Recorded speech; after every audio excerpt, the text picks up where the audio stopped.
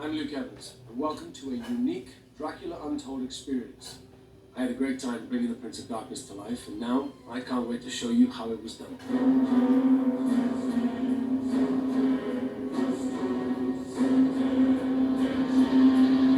After I played Owen Shaw in Fast and the Furious 6, there was a discussion between myself and Universal about playing somebody else in a different film. So we discussed many different options, and the one option that sort of sparked my interest was Dracula. It was a great role for me, and I had a lot of fun playing that character.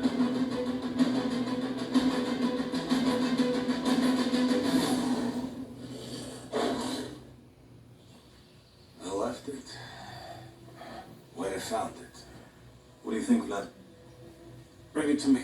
So the scene that we're looking at right now appears very early on in the film. It's the first time you actually see young Vlad, the Prince of Wallachia.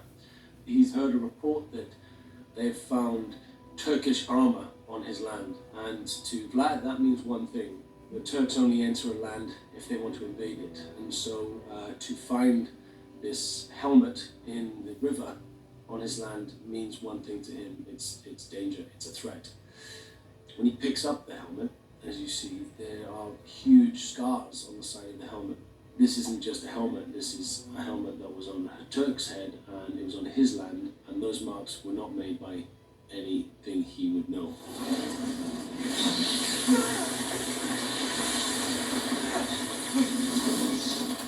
They're inside.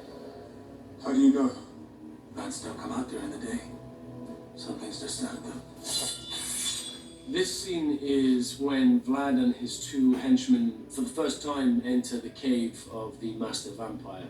There's something in this cave, and I think Vlad is the only person that's brave enough to want to explore and investigate what's up there. They made 3 caves, and this cave was all about the tunnel walking into the cave. So there was a huge sort of staircase of stone covered in skeletons and skulls and armor. What he realizes as he walks down this corridor into this cave, that it's not just armor from the Turks, there's armor from many other regions in Europe. They enter the cave, and he loses 2 of his men within the space of 5 minutes. They get swallowed up by the cave and by the creature inside the cave, which is played by the wonderful, phenomenal actor, Mr. Charles Dance. He plays the Master Vampire, who we see a very small glimpse of in this scene, but nothing too much. And Vlad uses his sword to swipe him and cuts him very slightly, makes the creature retreat back into the cave. And I you. Sarah Gann is a beautiful woman, inside and out. She's an incredible actress. She has a humongous responsibility in this film because she's the only woman. She's representing the females, and she's representing them in a brilliant way. She's a strong woman in the film. Morena plays a supportive wife and a loving mother, but a woman that stands by her man. This is the first scene where you see another side of Vlad. You see the family man. You meet his wife, Morena, and you meet his son, Ingress. It's a very important scene for the film because it sort of sets up the importance of the family to Vlad, and it's a lot of the reasons why he does what he does later on in the film is because of this love he has for his wife and his son. That's what we wanted to provide here, was a sense of family and love and security. But she sees in Vlad's eyes in this scene that there is something wrong. She knows him inside out.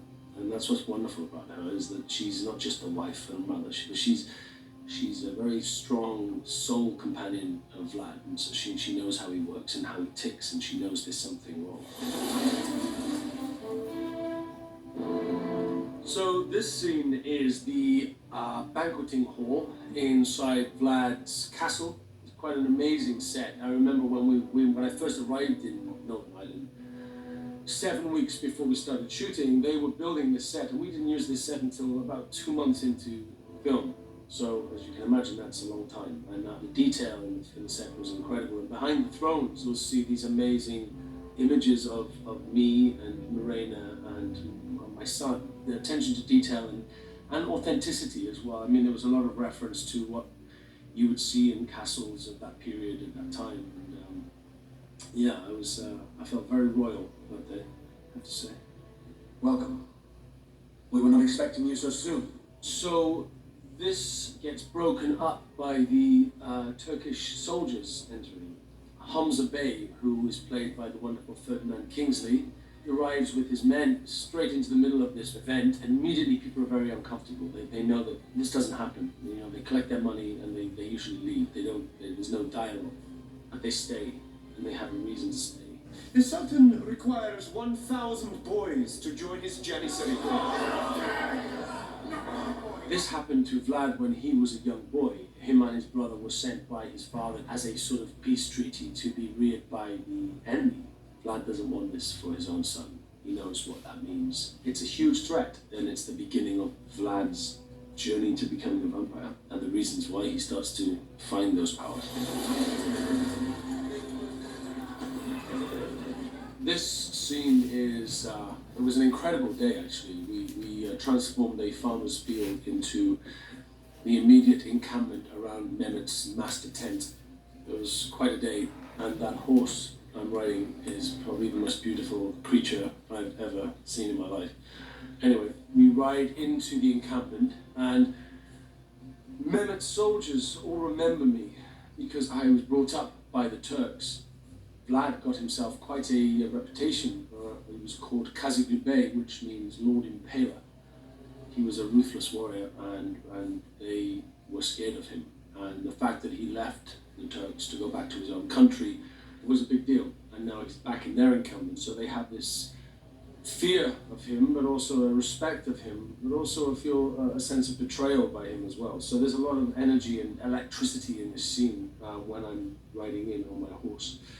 I'm going to the tent. I'm going to Mehmet's tent, which is where I meet Mehmet II, the Sultan of the Turkish Empire, played by the wonderful, the impeccable Dominic Cooper. My oldest of friends. Your Excellence, who is somebody who I've played against before as an enemy many years ago. So it's quite funny that we have revisited our enemy positions, but with much higher stakes this time.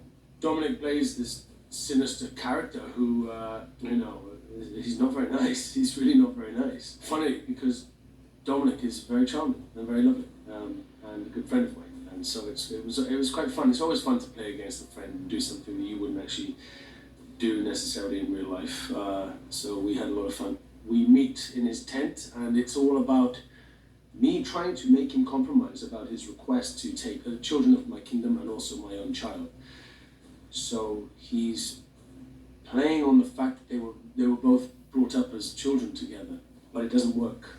What's happened is Mehmet II has become the Sultan and has gained with that a grotesque amount of power and is a demanding human being. I count my soldiers by armies, my enemies by nations, and you? Not at all. And knows by doing what he's doing to Vlad and requesting these children is going to cause the annihilation of his people. Mehmet will be sending others soon enough. War will come. You can't protect us. I'll find a way. This scene is when Vlad goes back alone to the mountain. He's just killed a bunch of Turkish soldiers, which means one thing, it means war. And he's now left his country very vulnerable, his people vulnerable, and his family vulnerable. And so he looks to Broken Tooth because he knows something's up there. Something's in that cave. And so he goes back up alone. And this is where he meets the Master Vampire. What kind of man is it that crawls into his own grave? The soldier of hope. Então, mestre vampiro, o cara não é um demônio, é um mestre It's vampiro. one of the most enjoyable scenes I got to shoot in the movie. Playing against such a brilliant actor as Charles. It was a joy. It was 4 days of a lot of fun. Even though it's not a fun scene, it was very fun to shoot. Vlad wants the power, and the Master Vampire wants the freedom. And between the two of them, they somehow come to an agreement. But it's a big moment for Vlad, and he's very brave to even enter that cave for a second time. Most people never get the second chance. Só porque na capa de trás fala que é um demônio, é o mestre vampiro. Eles dizem que a Nosferatu era o primeiro vampiro. Tem história que diz que o Drácula não foi o primeiro vampiro, foi o segundo. It's quite difficult feat. And you have to really allow your imagination to go mad, to go crazy. And the first time he does it, he's running very fast. And we had one double running far away from the camera, and he turns into bats, and then in front of the camera was me, and then I stop and reform as a human. I had to trust that was going to work. I had to trust Gary and the amazing digital department who created all the special effects to create that, and and it works very, very well. But it's a slow realization of this man who now has these powers, and transforming into bats is something he uses very successfully throughout the movie. My dad, Dave the Rave, And Luke Cam's his dad. he's been an extra in 3 of my movies. He upstages everybody. He can't remember his lines. He loves dressing up. Proud of him. Yeah. Thank you very much. He's in a scene when Vlad returns to the castle that's being bombed, and he's in there somewhere, waving a finger at his son, trying to tell him off. But he's been in quite a few different movies. Yeah. Just enjoyed watching it all going on. It's a joy. I mean, days on set are long, and sometimes very boring, lots of hanging about, and to look out from the acting and see a familiar face was joy. Yeah. I hope he doesn't get bored too soon, and we'll do a few more movies before I'm done.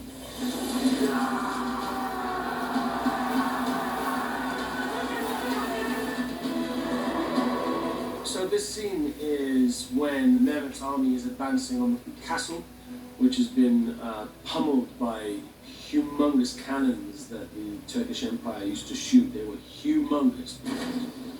This fight was called Vlad versus 1,000, and it's basically that. It's me against not 1,000, but 160 people. And it took a long time to learn this choreography. It had to change a few times. We had to adapt it because of the camera angles. We had to give a couple of flares. We then wired somebody so that I could lift him off the floor and he would spin up into the sky. I felt very good that day. There's a lot of dialogue goes into scenes like this. They can be very dangerous. There's a lot of blades flying about, and so everybody needs to know exactly where they're going to be, what height, what speed the blades are coming at you. It's a huge amount of preparation. I've done a lot of this stuff in the past, but this one was really detailed. The credit goes to the wonderful stunt choreographer, Buster Reeves, who has choreographed some of the most iconic fights in cinema history in the last 10, 15 years, 20 years. And he choreographed this, and so it was him and the immensely talented group of stuntmen that he works with. We spent many, many hours, many days, and many weekends in a huge hangar in Northern Ireland, in Belfast, learning these stunt sequences. We had steady cams, as you see in this shot. We have a camera tracking next to it. They moved around, they were above, they were below, they were in the middle of it. They chased me at one point. So there was a lot of different angles to catch all the different hits and the stabbings and all the stuff that went on in this scene. It was a very fun day. It was a hard day. It was exhausting.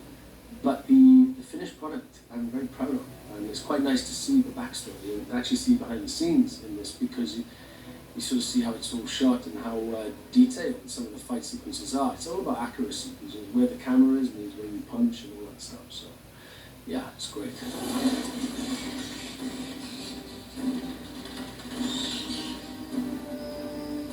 When Vlad realizes he has the power of the bats, he knows that they are following him and they're around him the whole time. But once he realizes that they are congregating in the tower in this monastery, I think he realizes that he could use this to his own advantage. And so he goes up into the tower alone, and he looks into the eaves of this tower, and he sees hundreds and hundreds of bats just landing, almost waiting for his command. Below in the tower, lower down in the tower, Mirena and Ingarus, my wife and son, can see these millions of bats circling the tower and rising above, up to the top of it where I am. And he gathers these bats, and as he moves his hand, they move with him. And as he clenches his hand, they turn into a fist. Even though I knew the bats weren't there on the day, I had such a clear Muito boa vision essa of how parte, it uma das would melhores look, cenas do but it was a filme. very fun day, and I'm glad it's turned out as effective as it has in the film. Bats have always been associated with vampires. It seems very right and just that we honour that historical connection between that wonderful creature and the most famous vampire of all. You can keep running if you like.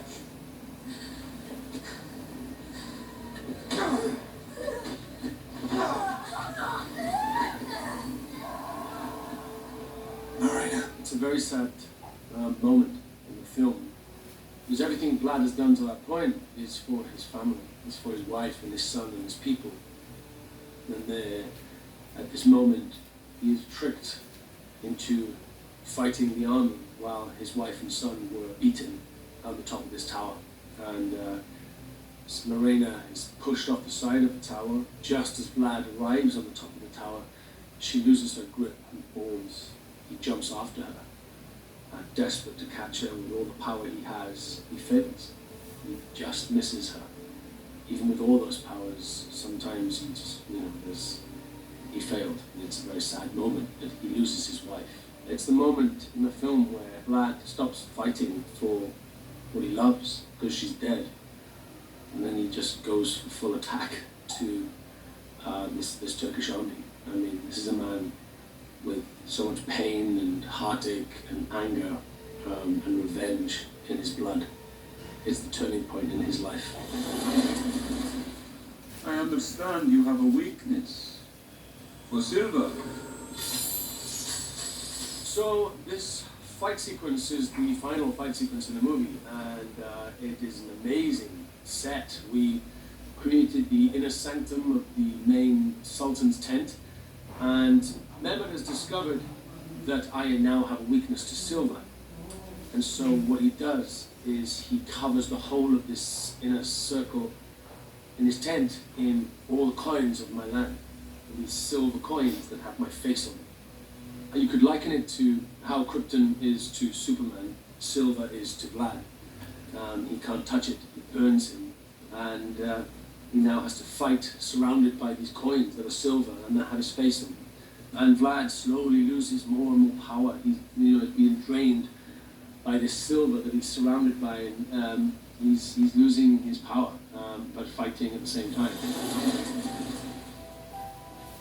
Uma das melhores cenas do filme também, essa parte, né? Ela reencarnou, né? A reencarnação da esposa dele, da princesa This Mirena. scene is the end of the movie. It's 500 years since the beginning of the story.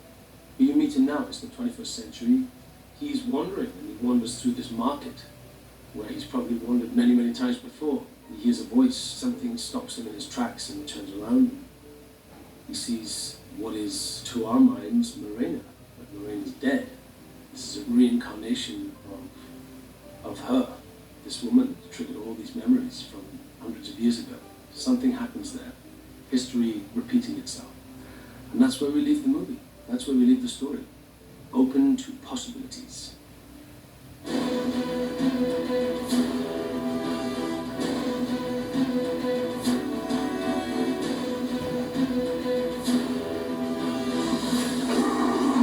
Thank you so much for joining me on this journey. I hope you learned a few things you didn't know before. Playing the origin of Dracula has been a dream come true for me, and I am so glad I got to share this with you. I hope you enjoyed it. Ele mostrou, né? Contou a história do filme com detalhes. Agora, outros atores, né? A entrevista falando da história da época, né? Como era o sultão, como era a época. Vou gravar, que é muito interessante também.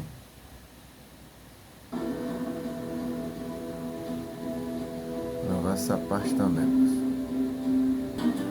O sultão era tão safado, tão canalha, que ele recrutava crianças e adolescentes para a guerra. Aí pedia 1000 meninos, às vezes até mais, né? Garotos e garotas. Aí ele fez isso também lá com Vlad, né? O príncipe da Transilvânia. Também era chamado de Valáquia, né? Atual Romênia. Aí vamos ver alguns atores aí falando sobre isso. Como era naquela época os povos.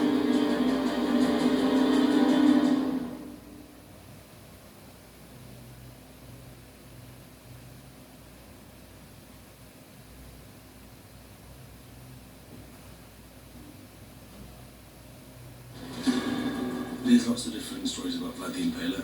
I swear, I will not give him. Some of them are quite positive and say that he was a fantastic leader and respected by his enemies. Men will punish all of Transylvania for what you have done.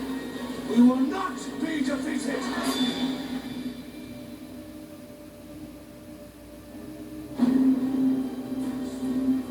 Vlad was a prince of a country called Wallachia, which is now Romania. Throughout history, as time has gone by, he's been remembered as Vlad the Impaler, the guy that impaled thousands of people on stakes in a field, you know, men, women and children and animals and anything. But that torture was actually taught to him by the Turks.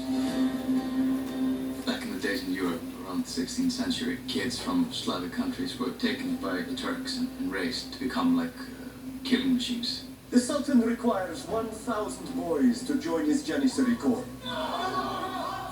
It shocked and outraged a lot of people at the time. They take boys out of these countries and doctor them into their faith and into their army. Like mercenary soldiers, they'd been taken at a very young age, between the age of maybe 8 and 12, mostly from the Balkans. They would be Christian, absorbed into the Sultan's household, treated as a family member because they're taken so young. They are ruthless, loyal, they'll kill for him, they'll die for him. Mehmet's father took Vlad in, or stole him away from his own family to bring him up as a child warrior. But we grow up as brothers together. Mehmet is the Sultan's natural son. Vlad was more of the son that the Sultan wanted, even though Vlad was adopted. Probably when they were growing up, Mehmet could see that the Sultan favored Vlad. There was certainly an animosity there from very early on, you know. Vlad, you know, referred to as a Transylvanian pup living in the house of the Sultan, and he earned Turkish people's respect, he earned the Sultan's respect. Vlad was the guy that if Mehmet I could have handed over his throne and his power, he would have given it to Vlad, because Vlad seemed to show all the signs of being a great leader. Young Mehmet II, on the other hand, was not that human being. He was not that person. I think there's a certain level of jealousy and envy towards this relationship between my father and this boy. He probably resented Vlad very much so for being the outsider that came in, gained the love of his father, and actually was doing a much better job at inheriting the throne than he Na was. real, também tinha esse There's a ressentimento bond between do these two men, but there's a giant filho do grudge sultão com o from Mehmet príncipe to Vlad Vlad. that, you know, my father liked you better than me. And then when Vlad was old enough to leave and go back to his own people, he did. He came back to his own land as a 20-something and took his throne back and then reigned Wallachia quite successfully for quite a few years. This is the side of him that people might not know about. He had a family, he loved his wife. What an embrace, but in your case, Are we going to argue? you're always leaving on me, my friend. He's not just this stone wall warrior. I think with his family, he's able to become more of a human. He's trying to live a life of peace, raise his family and protect his people and try to stay away from the wars that plague Europe. Of course, it's this age-old issue of can you escape your destiny? Something troubles you. What is it?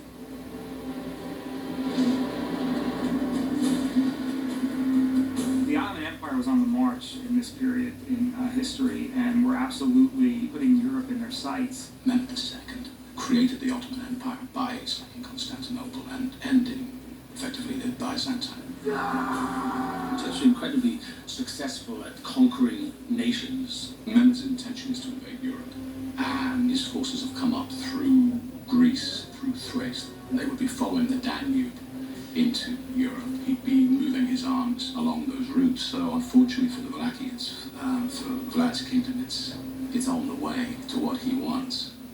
Vlad is motivated by a very powerful promise he made to his wife that they'll always be protected. You asked for my hand. Do you remember what I said? He said no. You said things would be different. You said if I loved you, I should trust you. I loved you. And trust makes this always start a war. His predicament kind of brings to mind how much of your principle would you sell out to protect those who are are important to you, or does the end justify the means? I will not let you die. Vlad was a warrior, he was a leader, he was a fighter, and he was a man who stopped the Ottoman invasion of Europe. He stopped it dead in its tracks, which is a historical fact. Olha que The Ottoman informação tão Empire interessante, ó. left its legacy, and we're very aware of it nowadays. And if it wasn't for Vlad and a few other countries, you know, England might not be England, and you know, Wales might not be Inglaterra Wales. It'd be poderia a não very ser different Inglaterra, place. mas não ser cara. The Eles way I são looked outros at it when países. I initially Bem took que it ele on was, deteve o this Império is a Turco por um historical tempo, mas story. depois morreu na mão Happens to make a dele, né? segue into fiction, Esse but Vlad it has to be morreu, treated né? first and foremost as a history with Dele com real people and o real Império da facts. Turquia. The writers did a great job of merging the factual history, which is Vlad the Impaler, with the fictional story, which is Dracula, which we're all very aware of.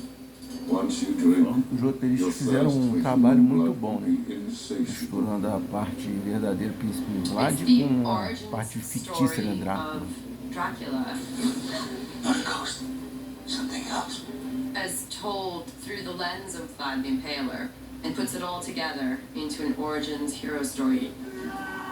I thought they did a very clever job of mixing the two and creating a story that was both appealing, inspiring, enjoyable, and also something reminiscent of something very historical. It's heroic. You have Essa not seen a fórmula lot dele of falou isso, é Dracula por isso que eu stories gosto that muito are desse heroic. filme. If you're going to Gostei start tanto a desse story filme que eu about comprei ele em such a Blu-ray. legendary character who does exist Ó, quando eu adoro o throughout filme, eu amo o filme, centuries, what better gosto place to bastante do start filme que than eu the compro Blu-ray, senão eu compro em DVD.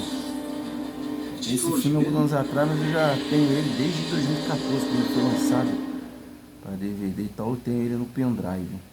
Em imagem qualidade HD, Full HD, qualidade Blu-ray. Tem no pendrive.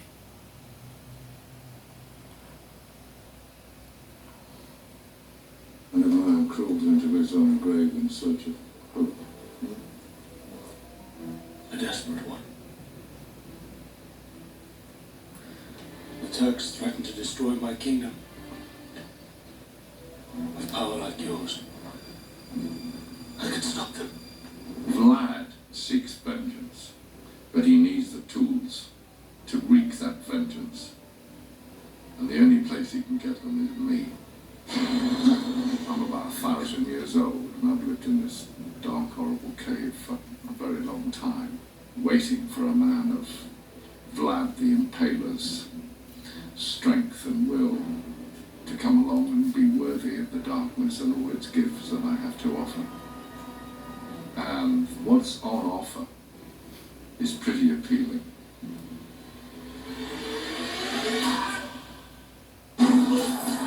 The strength of 100 men, the speed of a falling star, dominion over the night and all its creatures, even you, grievous one. That's useful.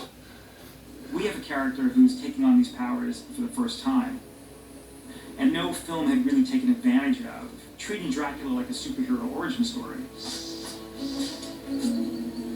It's a bit of a self-discovery. He slowly but surely discovers that he has these abilities. Foi um dos and motivos que eu he's gostei not muito desse completely sure they're filme. going to work. Drácula aí, ele é um herói, não é um We set a vilão. high bar of trying to always be original with the way we deal with Assim sort dá of pra vampire aproveitar muito mais iconic personagens images. assim, né?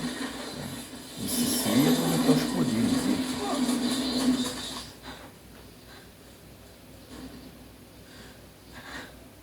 We've always seen Dracula change form into a beast, a burden, or a bat. It's time honored, it's been done before. We didn't want to do the old Christopher Lee, he turned into one bat. We were trying to think of a cool way of doing that. And so we've always got him turning into multiple bats.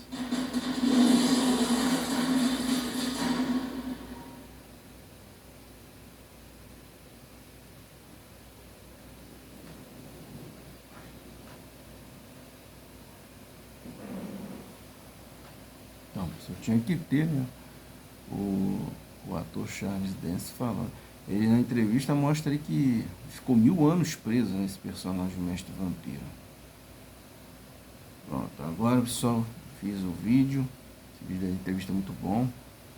30 minutos que eu tinha planejado, vai dar isso. E vou fazer um vídeo de resumo da história do filme, né? Comentada. Então, dá uns 6 minutos e meio, só isso.